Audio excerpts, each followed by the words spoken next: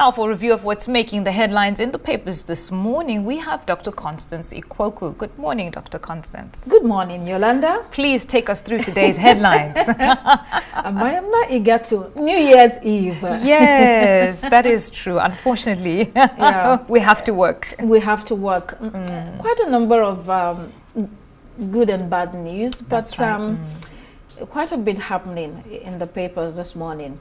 So let's get right into it. Hello there and welcome to the stories that are shaping the agenda for you today. Kicking up with this day newspaper. In the front pages today, tax reforms coming into force and political debate ahead of 2026 feature prominently. Malami's corruption trial and remand in prison is a top political legal story. Super Eagles' unbeaten AFCON run provides a nice, happy national headline. The high-profile tragedy of Anthony Joshua's crash and the death of his team members continues to be featured in many covers, with road safety a national concern. This day leads with President Bola Tinubu standing his ground on the new tax laws, which he says must take effect tomorrow, January 1. Alongside that, Central Bank of Nigeria projects $51.04 billion external reserves. King Charles honors Minister of Finance Wale Edu with Grand Commander of Victorian Order as President Tinubu congratulates him. On the window, court remands former Attorney General of the Federation Abubakar Malami and his son Abdulaziz in Kuje prison over alleged 9 billion naira fraud. Leadership newspaper this morning prominently reports the president still fighting those new tax laws that he says must come into effect. He also talks about Malami in prison, and on U.S. airstrikes, Amotekun, the Southwest Regional Security Network, is said to have arrested 39 fleeing terrorists.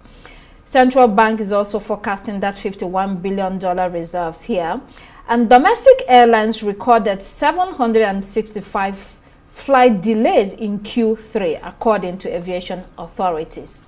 On the economy, in Daily Independent, the Central Bank of Nigeria is projecting 4.49% GDP growth in 2026, with inflation expected to cool. The All Progressives Congress says it is ready to receive Governor Abba Yusuf of Kano, and the federal government is denying claims that it plans to arrest opposition figures. The Punch newspaper leads with the tax law. Again, the president wants that to kick off tomorrow.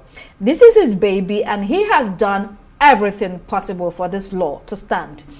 Vanguard highlights Mr. Peter Obi and why he chose Enugu for defection to the African Democratic Congress today. In 2025, Nigerians paid more for data and calls despite network disruption, a report says. Boxing star Anthony Joshua's family are saddened by his horrific car crash, as police say bus tire caused the crash. The Guardian newspaper centers the 2027 elections as Bode George tells the Independent National Electoral Commission that Nigerians will not accept excuses of glitches. Over 20 million households stick to firewood and charcoal as they are more affordable. 2026 will have 12 trillion naira debt, which may tighten liquidity in private sector, the Central Bank of Nigeria is warning. In New Telegraph, Nigerian military recovers boosters in Sokoto, Kebbi, and Offa in Kwara State after the U.S. airstrikes. And Lagos cancels the Greater Lagos Fiesta for this year. Finally, Peter Obi tells his supporters and Nigerians in general that he knows how to turn Nigeria around. Daily Sun reports that leg injury from the car crash that now threatens Anthony Joshua's career, and his family is totally shocked. House of Representatives Deputy Speaker Benjamin Kalu tells his fellow Abian and governor of his state, Abia State, that's Alex Oti, to join the All Progressives Congress now or forget second term.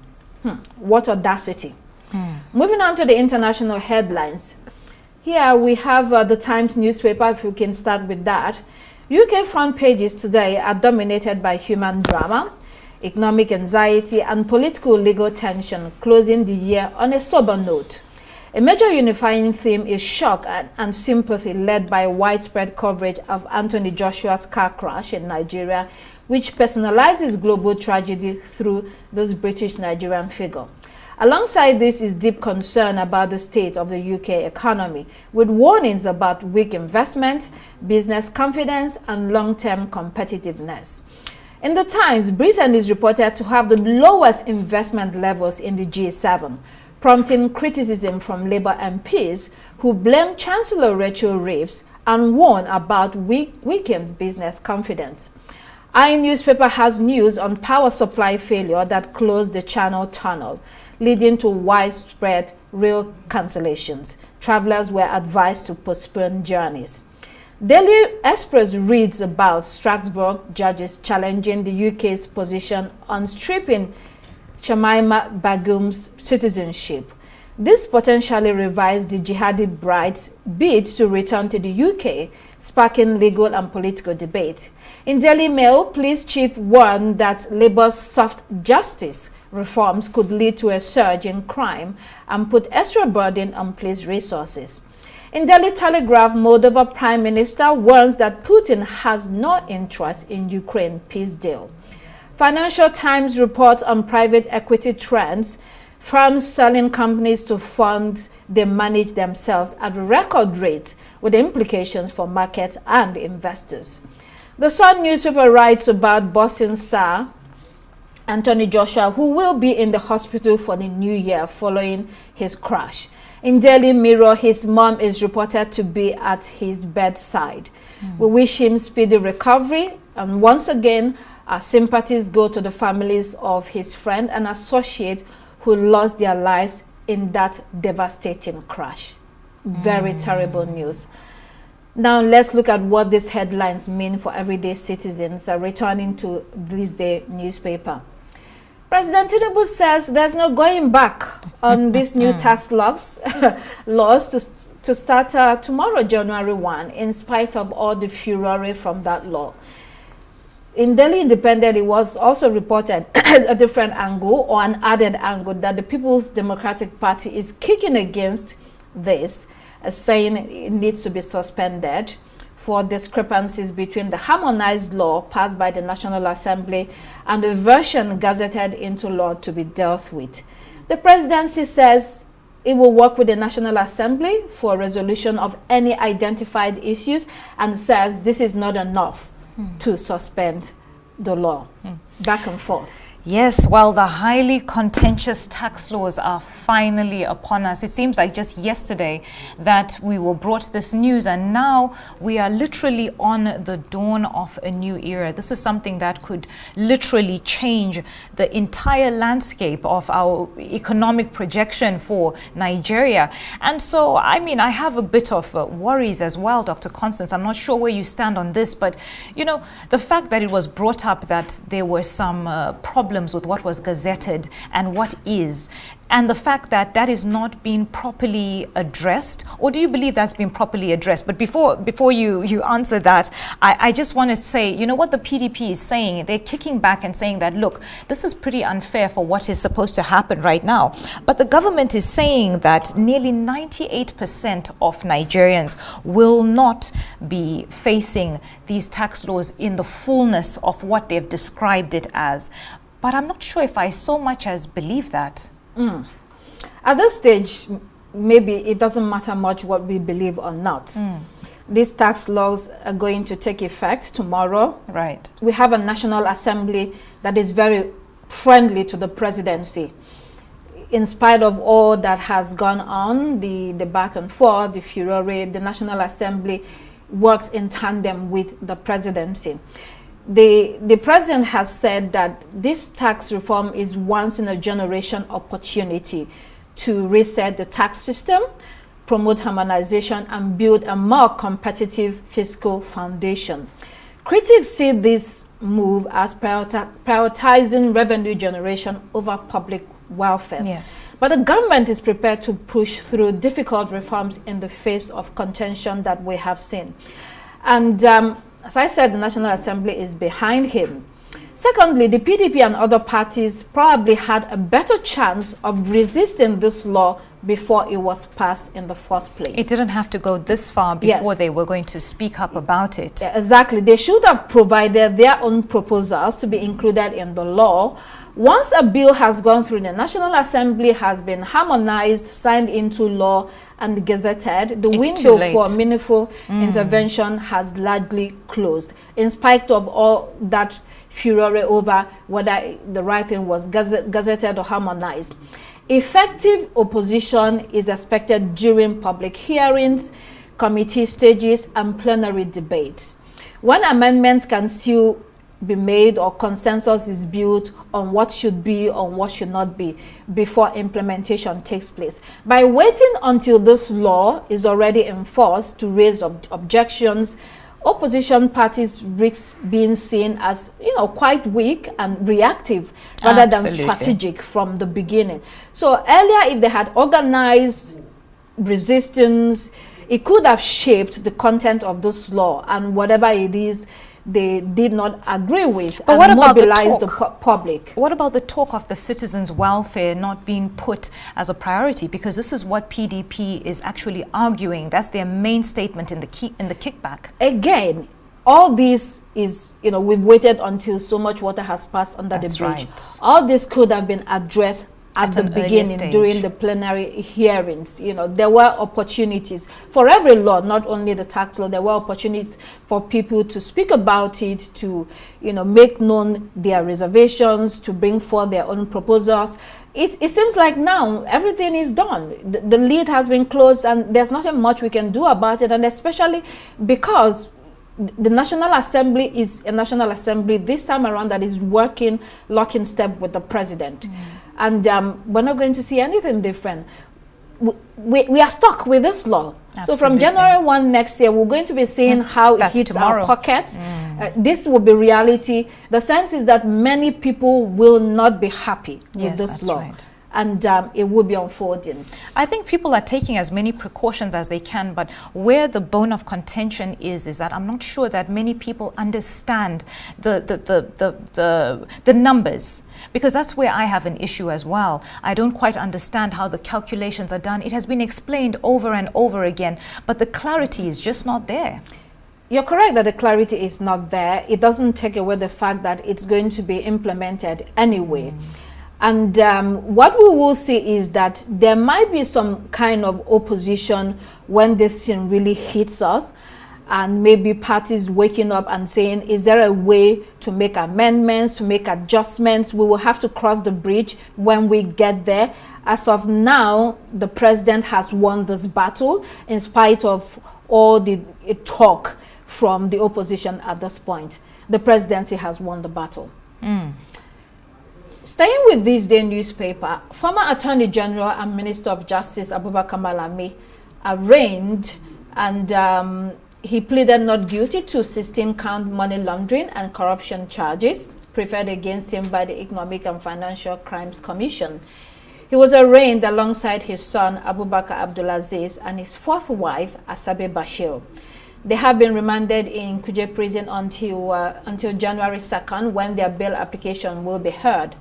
The EFCC said the defendants conspired at various times to conceal, retain, and disguise proceeds of unlawful activities running into billions of naira.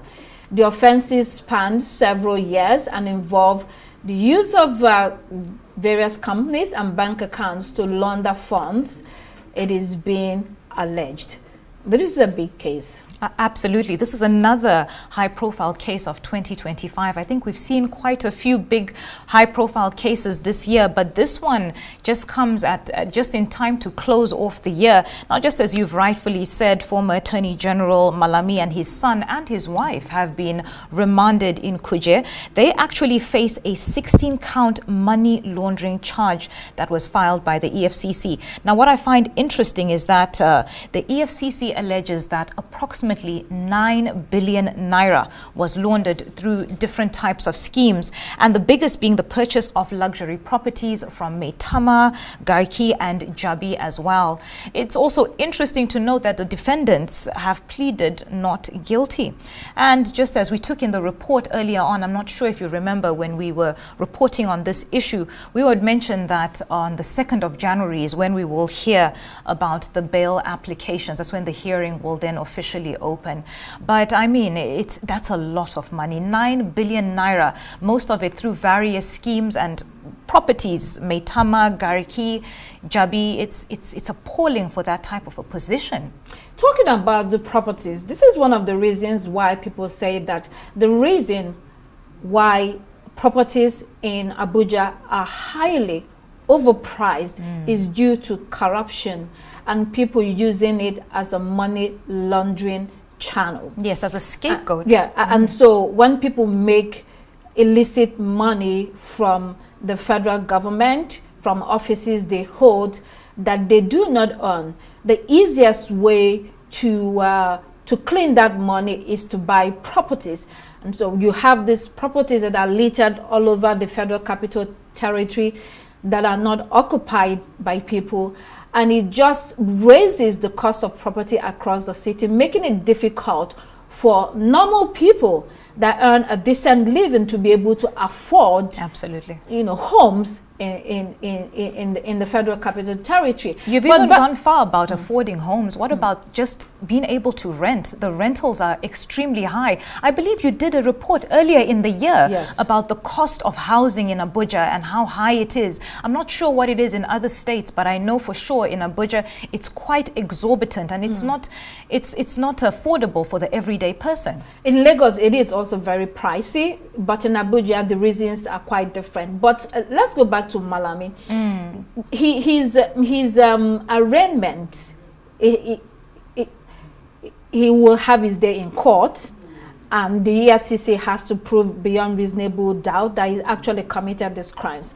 But his arraignment marks a significant moment in Nigeria's anti-corruption efforts, and the reason why I say that is that it shows that former officials or public officials can be held accountable if there is credible evidence on financial crimes. He joins a long list of former public officials that have before been dragged before the court to answer different cases of alleged malfeasance. Some of them have been able to get off the hook when they joined the ruling party. Others have been convicted and have served their term. But most importantly, if this particular case is prosecuted transparently and fairly, it could strengthen public confidence in the rule of law and in the anti-corrupt agencies, not only the EFCC, we also have the ICPC. The opposition has raised concerns about politicization and selective enforcement of this law. It says that the opposition is being hounded, and this amounts to witch hunting. If this is perceived generally by the people that EFCC is being used as a tool to go against the opposition, it risks damaging its reputation. This has happened in the past. At the same time, if they successfully prosecute Malami and it is found that he is guilty, proved beyond reasonable doubt, I think that at the end of the day, people want to see that these people are brought to book, whether the EFCC is used as a witch hunt or not. People are tired of hearing cases of disappearing money in civil service, in public service. People are tired of hearing that the country is not generating enough revenue, and yet on the other hand you have a lot of leakages and loophole in the system that it is perceived the government has no political will to block. And then now we are faced with these new tax laws, which people say, okay, you can collect taxes, you can widen the tax base, but we really want to see what you're using the tax revenue to do. In cases where we are hearing all these criminal cases of money laundering and using public funds for reasons they should not be, it just damages the government and damages the standing of public officials, and people would continue to ask, when you collect these taxes, what are you going to be doing with them? Yes, exactly. And I beg to differ with what you said about his reputation. I believe even just the mere accusation coming up, it's already a deal breaker when it comes to your reputation. I believe it's broken beyond repair at this point, because to have such a weighty accusation brought against you, there must be some sort of proof, wouldn't you say? Unfortunately, in Nigeria, people's reputation are hardly, especially the politicians, are hardly broken beyond repair. It seems like Nigerians forget very easily. Right. You would see people that have, you know, this kind of cases, right, and sometimes they're able to get out of it, and in other cases they pay for it. At the end of the day, they still get back into politics. The only person I can remember that really had his political career completely shattered, that he could not come back, was Farouk Lawan, who, when he was a House of Representatives member, was accused of collecting bribes from Femi Otodala. And he was jailed. After that, he completely disappeared from the political limelight, and he has not been able to resurrect his career. And he was one of those that was pardoned by President Bola Tinubu. So he is one in a few cases. Someone like there's someone else from Lagos State that went to jail, but after that he continued to be in politics. It was a clean slate once again. Yes, so not many of them. And so let's look at Vanguard newspaper. Why Peter Obi chose Enugu for defection to the African Democratic Congress. Leader of the Obedient Movement, Tanko Yunusa, says the Southeast wants to make a statement that it will shape the 2027 polls. Obi, according to Yunusa, had been a member of the coalition all the while. He goes into history to say Enugu is the historical capital of the East, and it's pivotal when the East wants to make a statement. Obi will speak to his followers today, the defection is today, yes, and chart a way forward. Tanko confirmed that indeed Obi is defecting to the ADC. This is going to be a roller coaster ride. A showdown for sure. What a way to end the year. We have so many key reports. What I picked up from the report was that Enugu was chosen for the declaration because of its symbolic status. They said, quote, political capital of the Southeast. Now, former capital of the Southeast. Okay. Yes. But then again, ADC National Publicity Secretary Bolaji Abdullahi maintains caution that no official announcement has been made. But we know that today is the day. Today is the day. One Obedient Movement pioneer leader by name Kachi Onanuju, however, does not think Obi is making the right choice by joining the ADC. He thinks Obi has been cornered into accepting a deal that will end his political career. Onanuju says some of his supporters wanted to help Obi build a new platform after Labour Party was hijacked by anti-democratic forces. But Obi did not listen to this advice early on in the day, and now he is joining the ADC late in the day, according to Onanuju. And he says the party is already filled with people that have entrenched interests, and he just wished Mr. Peter Obi luck. One can understand Onanuju's point of view in light of the fact that former Vice President Alhaji Atiku Abubakar is already in that party with his supporters. He is believed to be calling the shots there and may be interested in running again. Obi has said he is not running to be vice president. Does it mean the ADC has agreed to give him the presidential tickets? We don't know yet. But Obi's last-minute move to the ADC represents both an opportunity and a strategic gamble in Nigeria's fluid political landscape. We see how it is in Nigerian political or Nigerian politics is a roller coaster. On the one hand, shifting to the ADC gives him the chance to reframe his campaign, potentially galvanize his loyal supporters. Some of them have been disillusioned, especially those in the Obedient Movement. It also gives him the chance to paint himself as different, because we have the APC and PDP and Labour that many Nigerians have rejected, you know. But also he has to deal with entrenched interests and the power brokers in that party, like Onanuju said. So definitely the 2023 calculations will not hold water in 2027. It will be a totally different ball game. Yes. Governors of Enugu Ebonyi, Anambra, and Imo may likely work against him. Enugu has moved to APC. Ebonyi was APC, and then you have Imo was APC. Anambra is still APGA. However, he's aligned himself somewhat with the president. And so Obi is going to be dealing with a lot. Then critics within his own movement have warned that joining, this party relatively late it will be difficult for him because he will now be trying to navigate the power structures. Do you think there will be real implications for joining the party late? There might be implications.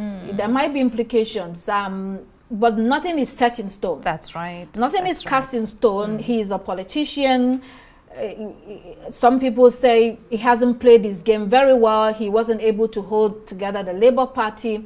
He's not someone that historically has been able to build a party.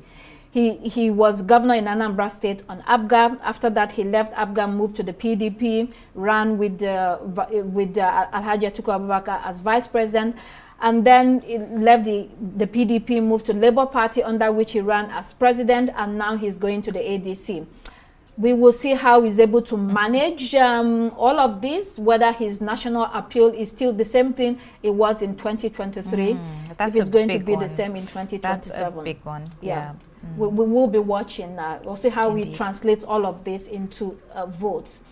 The international headlines. China holds second day of military drills around Taiwan. Says it will defend democracy and asks for the region the region's stability not to be disturbed. It fired rockets into the waters of Taiwan and showcased assault ships in what is described as its most extensive war game to date. China, it's downplaying prospects of U.S. and allied intervention to block any future attack. Now, it's also another year-ending shakeup with China there conducting this large-scale military drill exercise around Taiwan. The exercise began after China described the United States as infringing on its sovereignty. Does this sound familiar, Dr. Constance? Yes. Now, the question is, do these drills potentially blur the lines between routine military training and actually positioning yourself for an attack? Is that what we are on the helm of at this moment? Now, the region has been heating up. We've had discussions about what's been happening with China, with Japan, and then now Taiwan. So now imagine the small countries, the small island being surrounded by this show of power. Now, what is quite interesting to show and point out is that Russia has aligned itself and come out and say that it will support China if any escalation were to happen.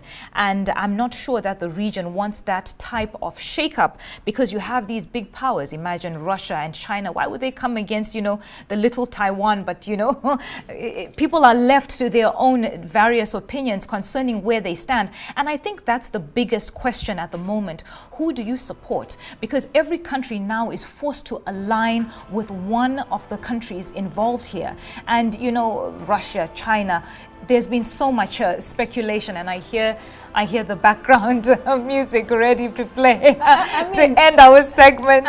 We still have 1 minute. Yes. China and Russia have historically been partners. Yes. And this military exercises is branded Justice Mission 2025. Justice Mission. It's seen as a demonstration of its growing military capabilities, as well as a signal to Taiwan and external partners, especially the United States and Japan, not to come near. We saw recently that face-off between China and Japan after Tokyo declared it would defend Taiwan in the face of Chinese invasion. So the military drill, therefore, is timely and strategic for Beijing to drive home the message that it will not stand by and watch foreign interference in a territory that it considers part of China under its one China policy. Secondly, it does not want any outside interference. Like we said, diplomatic channels are usually used to stop, attention in this kind of instance. So let's see whether the diplomatic channel holds or it fails.